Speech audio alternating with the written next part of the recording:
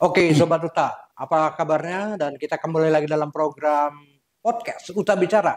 Dan kita akan ngobrol-ngobrol tentang situasi bangsa terkini.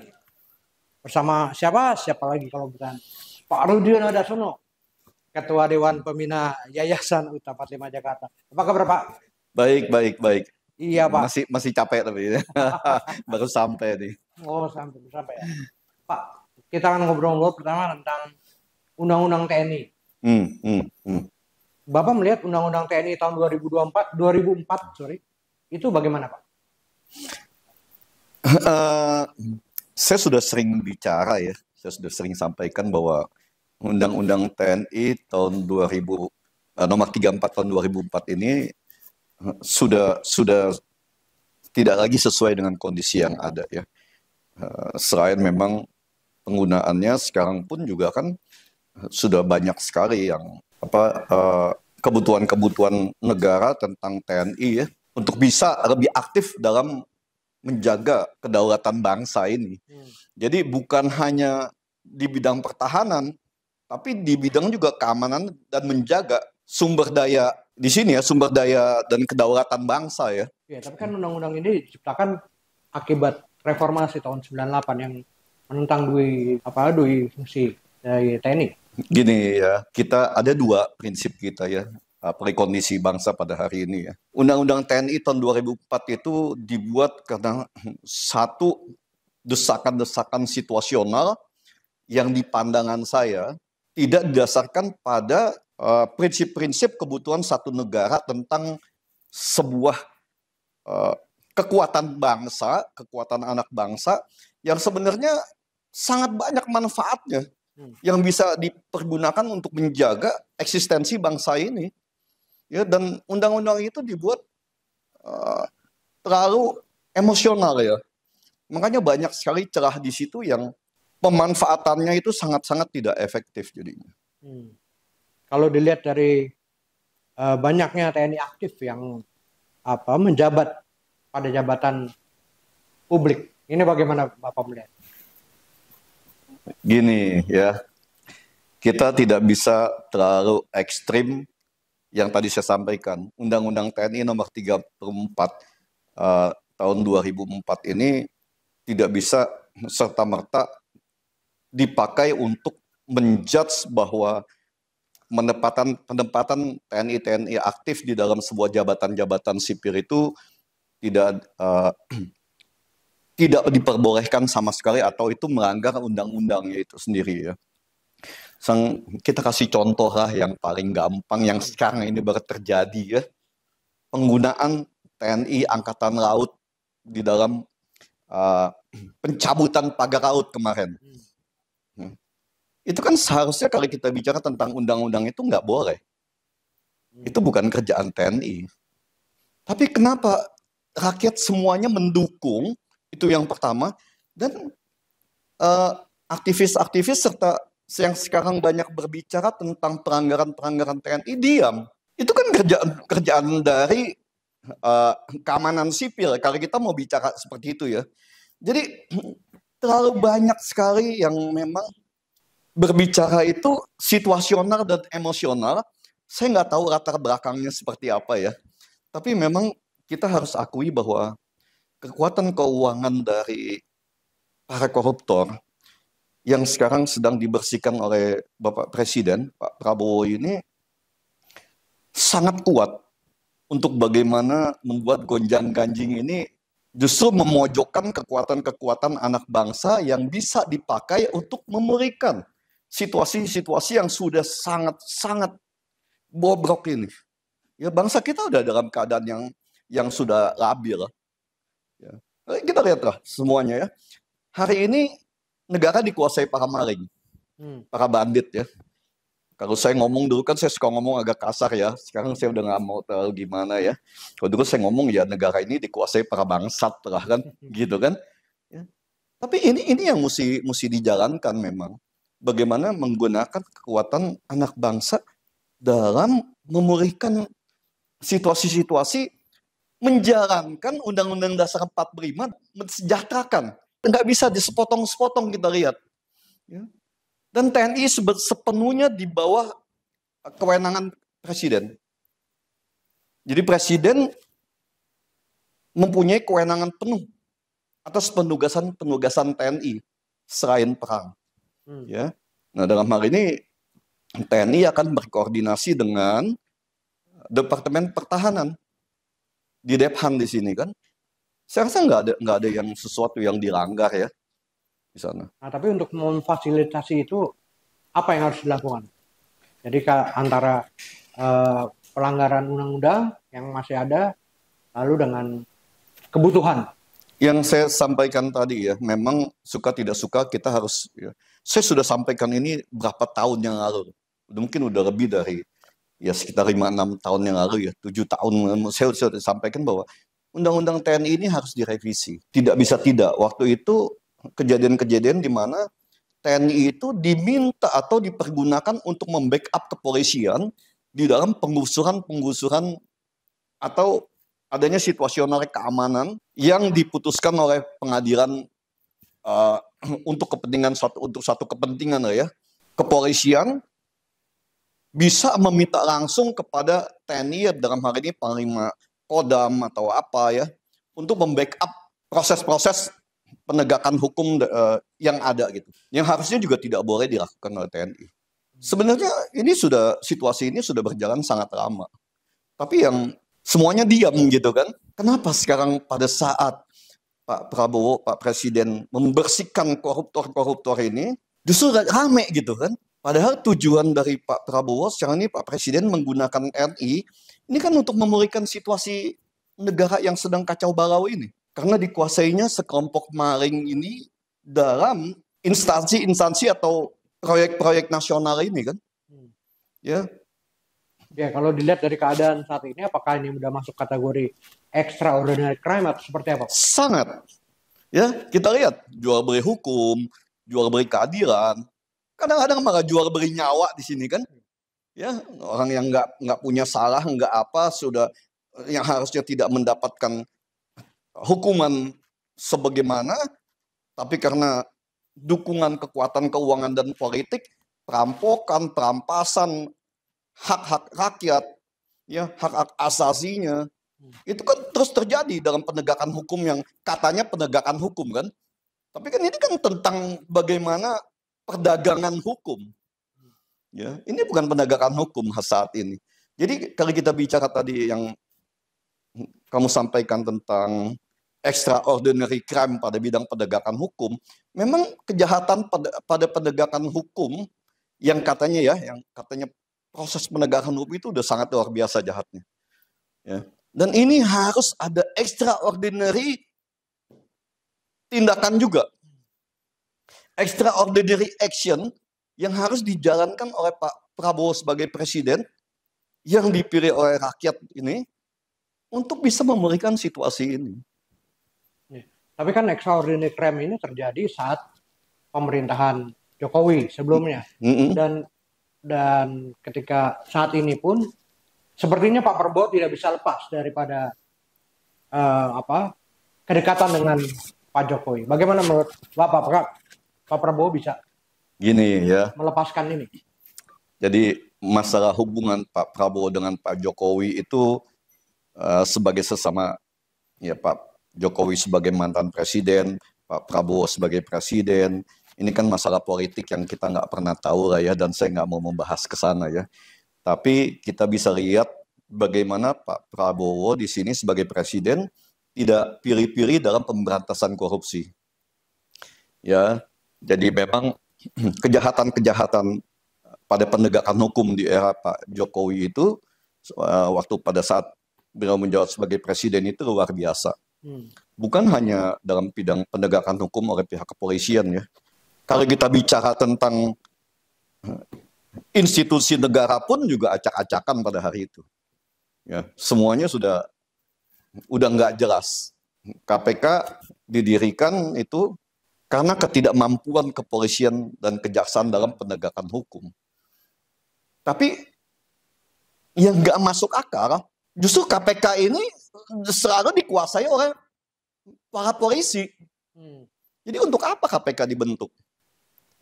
Kadang-kadang kita sebagai seorang pendidik ya, sebagai akademisi juga, ya kita cuma bisa ketawa dan miris saja kan. Kok negara kita seperti ini ya? Kok kita punya presiden seperti itu ya? Gitu kan? Lihat KPK di zamannya uh, kemarin ya, hancur. Udah nggak jelas itu bentuk KPK mau dijadiin apa itu kan? Ya, perdagangan, pemerasan, semua terjadi di sana dan secara vulgar dibuka kepada masyarakat. Ya, Ini loh KPK-nya loh. ya sebenarnya kan KPK itu sendiri adalah lembaga ad hoc. Lembaga ad hoc yang dibuat karena kelemahannya kejaksaan dan kepolisian tadi. Betul, betul. Tapi pada kenyataannya banyak sekali sekarang ini faktor politik yang begitu kuat di KPK sendiri. Apa yang harus dilakukan terhadap KPK sendiri ke depan? Kita susah karena para politikus rakus ini pun juga ingin tetap bermain ya, ingin tetap ikut sebagai pemain merampok aset-aset negara ini, aset bangsa dan juga ikut sebagai pemeras. Ikut memeras anak bangsa. Kan itu, seperti yang terjadi di Kemenkumham kemarin kan. Ya, Kemenkumham di zamannya Pak Jokowi kemarin, di zaman Pak Yasona kemarin kan, itu kan banyak sekali kejadian-kejadian perampasan, pemerasan dan pencurian-pencurian yang katanya itu ya, yang Pak Mahfud sampaikan, saham-saham dan perusahaan-perusahaan milik masyarakat yang dirampok dan dipindahkan kepemilikannya kepada pihak-pihak lain tanpa melewati aturan-aturan yang atau undang-undang dan yang ada gitu kan. Kan banyak sekali itu udah jahat, kejahatannya udah sampai ke sana itu. Itu yang membuat Indonesia ada pada titik nadir hari ini. Ya, di mana kepercayaan investor itu memang dalam 5 tahun terakhir itu sudah sangat minim. Ya, tapi karena banyak kebohongan-kebohongan atau statement-statement yang dikeluarkan itu secara terus-menerus, ya itulah seolah-olah negara kita baik-baik saja. Padahal situasinya 3-4 tahun yang lalu itu sudah sangat miris lah. Kalau dari sisi ekonomi, Pak, kita lihat indeks saham yang turun, lalu juga tekornya APBN hingga lebih dari 30 triliun, itu bagaimana Bapak melihat, Pak? Jadi kalau kita bicara tentang indeks saham ya, saya pernah ambil contoh ya, jangan dibilang negara kecil. Kecil itu lebih bagus kita mengambil contoh dari kecil, karena kalau kita ikutin negara besar kayak China, Pak Prabowo sedang mengikuti jejaknya Deng Xiaoping. Bagaimana Cina membersihkan koruptor untuk membangun negara dia itu kan, ya, menghabisi para koruptor itu, mengambil semua harta-harta yang dicuri para koruptor itu untuk membangun negaranya. Sekarang kita ambil aja contoh yang paling gampang kalau bicara soal indeks saham ya, soal saham. Kamu ingat, mungkin coba kamu buka-buka buku ya, literasi tentang bagaimana Hong Kong tahun 80-an. Ya, tahun 70 akhir, tahun 80 kan. Sejak dibentuknya KPK itu, yang di Hong Kong namanya ICAC kan. Bagaimana indeks harga saham itu hancur-hancuran. Ya, pada saat pembersihan koruptor yang dulu pernah terkenal dengan namanya penjahat kera putih, white collar crime. Ya, penjahat kera putih, penjahat yang bermain di bidang keuangan. Keuangan kita ini memang juga sudah sangat busuk ya, sangat buruk. Jadi permainan pasar modal sebagai ya yang diduga oleh masyarakat ya dan para akademisi bidang ekonomi itu sebagai penipuan bidang keuangan ya, yang kita lihat kemarin adanya bagaimana mereka bisa go public tanpa memenuhi aturan-aturan yang sah, yang ada ya, adanya suap menyuap untuk bisa go public. Itu kan sebuah kejahatan yang sangat fundamental sebenarnya ya. Tapi kan kita nggak pernah dengar prosesnya seperti apa. Karena tidak mungkin di bawah itu bisa bermain tanpa ada dukungan atau persetujuan dari atasan. Itu nggak mungkin terjadi. Nah ini yang kalau kita bicara ya, pembersihan ini ya sebagai juga salah satu konsekuensi. Tapi kalau ini bisa berjalan dengan baik, yang selalu saya sampaikan. Lihat, masyarakat Hong Kong bisa mempunyai situasi ekonomi yang seperti sekarang. Ya. Jadi ini bukan turunnya indeks saham itu bukan karena kepercayaan investor yang turun juga kepada pemerintahan Prabowo. Kalau investor bukan masalah percaya tidak percaya, tapi lebih pada menunggu dan melihat. Ya, jadi wait and see. Jadi kalau di investor itu kita ada sebutan yang wait and see. Kita akan lihat apakah pemerintahan Presiden Prabowo ini akan sama dengan pemerintahan Presiden Joko Widodo. Ya. Kemarin ini kan kita hanya banyak yang saya sampaikan, banyak cerita-cerita bohong. Ya, ekonomi yang sedang meroket, ini itu semua segala macam, padahal rakyat di bawah sangat susah. Ujungnya cuma bansos, bansos, bansos. Kan itu, meredam emosi rakyat dengan bansos. Nggak ada manfaatnya ke sana. Nah, mereka pada saat ini akan melihat apakah kebijakan-kebijakan tentang pembohongan publik ini akan dilanjutkan oleh Pak Prabowo, atau Pak Prabowo memang akan menegakkan hukum, membasmi atau menghabisi para koruptor ini, merampas harta-harta yang dicurinya, seperti yang Pak Prabowo sampaikan ya, di harta-harta yang dicuri para bandit-bandit baik yang di swasta maupun sebagai pejabat-pejabat dan aparatur sipil negara atau mantan aparatur sipil negara ini semua segala macam untuk membangun kembali bangsa yang sudah sangat rapuh hari ini ya. Atau kita akan kehilangan NKRI mungkin kan. Ya, jadi bukan nggak mungkin loh situasi kayak begini. Ya, negara kesatuan kan butuh dana, butuh modal lah. Kalau nggak ada dana, bagaimana bisa membangun dan bisa mempersatukan bangsa ini kan? Ya, kalau dari sisi pemerintahan Pak Prabowo kita harus menunggu. Tapi apa yang bisa kita lakukan sebagai civil society untuk juga membantu meningkatkan misalnya kekacauan-kekacauan ataupun menggagalkan mengantisipasi kekacauan-kekacauan yang timbul? Kita memberikan seperti kita di sini ya, di kampus ya. Kita di kampus ini kita memberikan penjelasan kepada anak-anak kita, mahasiswa-mahasiswa kita ya, bahwa jangan sampai pikiran-pikiran mereka itu terganggu oleh adanya masukan-masukan negatif ya tentang pemberantasan korupsi pada hari ini. Bagaimana kita memberikan penjelasan kepada anak-anak kita ini, para mahasiswa, kita dukung penuh pemberantasan korupsi pada hari ini untuk bisa membangun masa depan Indonesia ke depan yang baik, bukan lebih baik ya, yang baik. Karena sekarang sudah sangat tidak baik gitu kan. Bagaimana membangun masa depan Indonesia yang baik? Itu yang selalu kita berikan penjelasan kepada anak-anak kita ya. Jangan sampai mereka terganggu atau tergiur iming-iming, apalagi adanya demo-demo bayaran gitu kan. Tapi memang kita sangat anti lah ya. Anak-anak kita itu kita ya, kalian inilah kita berbicara pengalaman aja lah, nggak usah cerita kan.